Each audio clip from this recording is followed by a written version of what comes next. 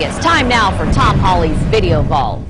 Las Vegas seems to be the epicenter for reality shows. One that gets a lot of buzz is the History Channel's Counting Cars, which follows Counts Customs proprietor Danny Coker and his crew as they elaborately trick out cars, trucks, and motorcycles. But this is not Coker's first appearance on local airwaves. Let's go back to the early 90s when he had a very different persona appropriate for this Halloween week. I am your host, Count Cool Ride. There had already been a scary movie host here in the late 60s and 70s. Welcome once again to the graveyard. But I knew very much about the Vegas Vampire. Everybody talked about the Vegas Vampire, and everybody was kind of looking for something to fill that void. Coker's shtick was also informed by a pair of movie hosts back east. When I was growing up, I was watching Houlihan and Big Chuck. It's the Houlihan and Big Chuck Show.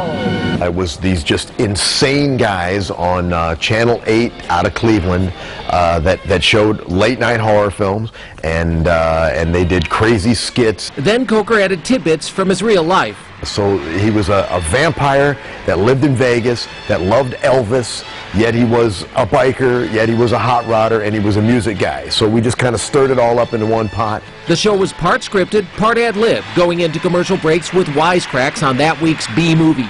Looks like Bozo is off his rocker. Now he's coming out of the closet. Those two jokers better stop clowning around before all that fooling gets them in deep grooving.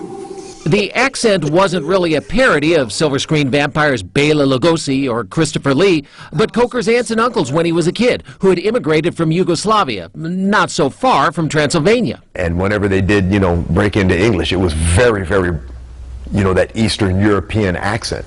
So the accent of the Count was really my relatives. But now, we must take a quick commercial break and then return to the wild werewolf of Washington.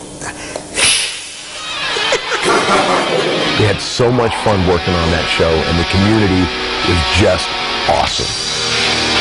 These days, Danny Coker is doing just fine with Counting Cars and his nightclub, Vamped. But if he ever wants to get back to scary movies, I happily relinquish my cape. Kim and Dana. Just look at your screen real quick, and Tom Hawley, the Caped Crusader, right here. Oh my gosh, that was awesome, Tom. Thank you very much for that.